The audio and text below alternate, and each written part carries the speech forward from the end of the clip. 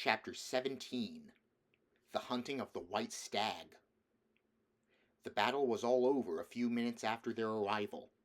Most of the enemy had been killed in the first charge of Aslan and his companions, and when those who were still living saw that the witch was dead, they either gave themselves up or took to flight. The next thing that Lucy knew was that Peter and Aslan were shaking hands. It was strange to her to see Peter looking as he looked now. His face was so pale and stern that he seemed so much older. "It was all Edmund's doing, Aslan," Peter was saying. "We'd have been beaten if it hadn't been for him. The witch was turning our troops into stone right and left, but nothing would stop him. He fought his way through 3 ogres and to where she was just turning one of your leopards into a statue. And when he reached her, he had the sense to bring his sword smashing down on her wand, instead of trying to go for her directly and simply getting made a statue himself for his pains. That was the mistake all the rest were making. Once her wand was broken, we began to have some chance, if we hadn't lost so many already. He was terribly wounded. We must go and see him." They found Edmund in charge of Mrs. Beaver a little way back from the fighting line. He was covered with blood, his mouth was open, and his face a nasty green color. "Quick, Lucy," said Aslan. And then, almost for the first time, Lucy remembered the precious cordial that had been given her for a Christmas present. Her hands trembled so much that she could hardly undo the stopper, but she managed it in the end and poured a few drops into her brother's mouth. "There are other people wounded," said Aslan, while she was still looking eagerly into Edmund's pale face and wondering if the cordial would have any result. "Yes, I know," said Lucy crossly. "Wait a minute." "Daughter of Eve," said Aslan in a graver voice, "others are also at the point of death. Must more people die for Edmund?" "I'm sorry, Aslan," said Lucy, getting up and going with him, and for the next half-hour they were busy, she attending to the wounded while he restored those who had been turned into stone. When at last she was free to come back to Edmund, she found him standing on his feet, and not only healed of his wounds, but looking better than she had seen him look. Oh, for ages. In fact, ever since his first term at that horrid school, which was where he had begun to go wrong. He had become his real old self again, and could look you in the face. And there on the field of battle, Aslan made him a knight. "Does he know," whispered Lucy to Susan, "what Aslan did for him? Does he know what the arrangement with the witch really was?" "Hush, no, of course not," said Susan. "Oughtn't he to be told?" said Lucy. "Oh, surely not," said Susan. "It would be too awful for him. Think how you'd feel if you were he." "All the same, I think he ought to know," said Lucy. But at that moment they were interrupted. That night they slept where they were. How Aslan provided food for them all I don't know, but somehow or other they found themselves all sitting down on the grass to a fine high tea at about 8 o'clock. Next day they began marching eastward down the side of the great river. And the next day after that, at about tea-time, they actually reached the mouth. The castle of Cair Paravel on its little hill towered up above them. Before them were the sands, with rocks and little pools of salt water, and seaweed, and the smell of the sea, and long miles of bluish-green waves breaking forever and ever on the beach. And oh, the cry of the seagulls. Have you heard it? Can you remember? That evening after tea, the 4 children all managed to get down to the beach again and get their shoes and stockings off and feel the sand between their toes. But next day was more solemn, for then, in the great hall of Cair Paravel, that wonderful hall with the ivory roof and the west wall hung with peacock's feathers, and the eastern door which looks towards the sea, in the presence of all their friends and to the sound of trumpets, Aslan solemnly crowned them and led them to the 4 thrones amid deafening shouts of, "Long live King Peter! Long live Queen Susan! Long live King Edmund! Long live Queen Lucy!"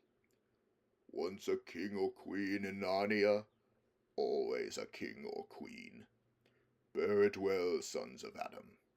Bear it well, daughters of Eve," said Aslan. And through the eastern door, which was wide open, came the voices of the mermen and the mermaids swimming close to the shore and singing in honor of their new kings and queens. So the children sat on their thrones, and scepters were put into their hands, and they gave rewards and honors to all their friends, to Tumnus the fawn, and to the beavers, and giant Rumblebuffin, to the leopards, and the good centaurs, and the good dwarfs, and to the lion. And that night there was a great feast in Cair Paravel, and revelry and dancing, and gold flashed and wine flowed, and answering to the music inside, but stranger, sweeter, and more piercing, came the music of the sea people. But amid all these rejoicings Aslan himself quietly slipped away, and when the kings and queens noticed that he wasn't there they said nothing about it, for Mr. Beaver had warned them. "He'll be coming and going," he had said. "One day you'll see him and another you won't. He doesn't like being tied down, and of course he has other countries to attend to. It's quite all right, he'll often drop in. Only you mustn't press him, he's wild, you know, not like a tame lion." And now, as you see, this story is nearly, but not quite, at an end. These 2 kings and 2 queens governed Narnia well, and long and happy was their reign. At first much of their time was spent in seeking out the remnants of the White Witch's army and destroying them, and indeed for a long time there would be news of evil things lurking in the wilder parts of the forest. A haunting here and a killing there, a glimpse of a werewolf one month and a rumor of a hag in the next. But in the end all that foul brood was stamped out, and they made good laws and kept the peace and saved good trees from being unnecessarily cut down, and liberated young dwarfs and young satyrs from being sent to school, and generally stopped busybodies and interferers and encouraged ordinary people who wanted to live and let live. And they drove back the fierce giants, quite a different sort from giant Rumblebuffin, on the north of Narnia when these ventured across the frontier. And they entered into friendship and alliance with countries beyond the sea, and paid them visits of state and received visits of state from them. And they themselves grew and changed as the years passed over them. And Peter became a tall and deep-chested man and a great warrior, and he was called King Peter the Magnificent. And Susan grew into a tall and gracious woman with black hair that fell almost to her feet, and the kings of the countries beyond the sea began to send ambassadors asking for her hand in marriage. And she was called Susan the Gentle. Edmund was a graver and quieter man than Peter, and great in counsel and judgment. He was called King Edmund the Just. But as for Lucy, she was always gay and golden-haired, and all princes in those parts desired her to be their queen, and her own people called her Queen Lucy the Valiant. So they lived in great joy, and if ever they remembered their life in this world, it was only as one remembers a dream. And one year it fell out that Tumnus, who was a middle-aged fawn by now and beginning to be stout, came down river and brought them news that the white stag had once more appeared in his parts. The white stag who would give you wishes if you caught him. So these 2 kings and 2 queens with the principal members of their court rode a-hunting with horns and hounds in the western woods to follow the white stag. And they had not hunted long before they had a sight of him. And he led them a great pace over, rough and smooth and through thick and thin, till the horses of all the courtiers were tired out, and only these 4 were still following. And they saw the stag enter into a thicket where their horses could not follow.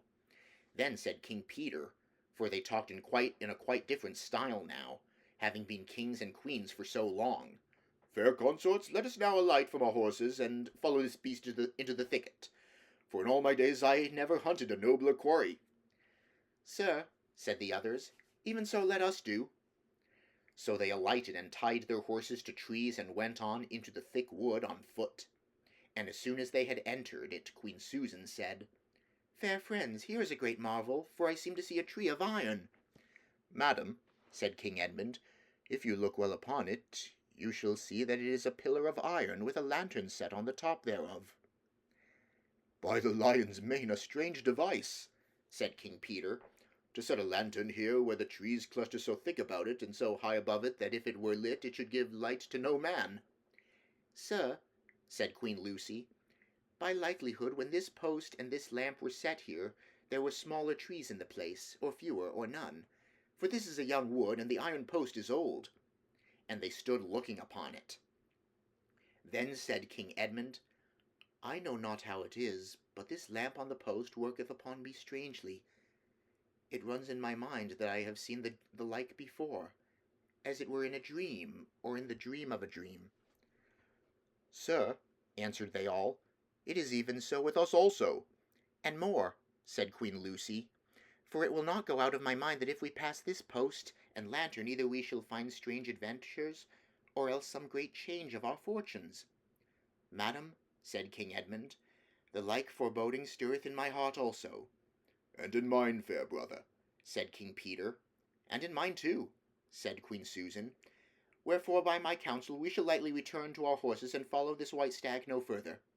Madam, said King Peter, therein I pray thee to have me excused, for never since we four were kings and queens in Narnia have we set our hands to any high matter, as battles, quests, feats of arms, acts of justice, and the like, and then given over, but always what we have taken in hand, the same we have achieved. Sister, said Queen Lucy, my royal brother speaks rightly, and it seems to me we should be shamed if for any fearing or foreboding we turned back from following so noble a beast as now we have in chase. And so say I, said King Edmund, and I have such desire to find the signification of this thing that I would not by any good will turn back for the richest jewel in all Narnia and all the islands. Then in the name of Aslan, said Queen Susan, if ye will all have it so, let us go on and take the adventure that shall fall to us. So these kings and queens entered the thicket, and before they had gone a score of paces they all remembered that the thing they had seen was called a lamp-post, and before they had gone 20 more they noticed that they were making their way not through branches but through coats, and next moment they all came tumbling out of a wardrobe door into the empty room, and they were no longer kings and queens in their hunting array, but just Peter, Susan, Edmund, and Lucy in their old clothes. It was the same day on the same hour of the day on which they had all gone into the wardrobe to hide. Mrs. Macready and the visitors were still talking in the passage, but luckily they never came into the empty room, and so the children weren't caught. And that would have been the very end of the story if it hadn't been that they felt they really must explain to the professor why 4 of the coats out of his wardrobe were missing.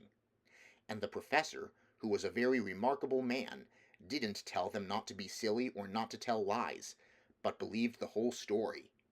No, he said, I don't think it will be any good trying to go back through the wardrobe door to get the coats. You won't get into Narnia again by that route. Nor would the coats be much use by now if you did. Eh, what's that? Yes, of course, you'll get back into Narnia again some day. Once a king in Narnia, always a king in Narnia. But don't go trying to use the same route twice. Indeed, don't try to get there at all. It'll happen when you're not looking for it. And don't talk too much about it, even among yourselves. And don't mention it to anyone else unless you find that they've had adventures of the same sort themselves. What's that? How will you know? Oh, you'll know, all right. Odd things, they say, even their looks will let the secret out. Keep your eyes open. Bless me, what do they teach them at these schools? And that is the very end of the adventure of the wardrobe. But if the professor was right, it was only the beginning of their adventures in Narnia.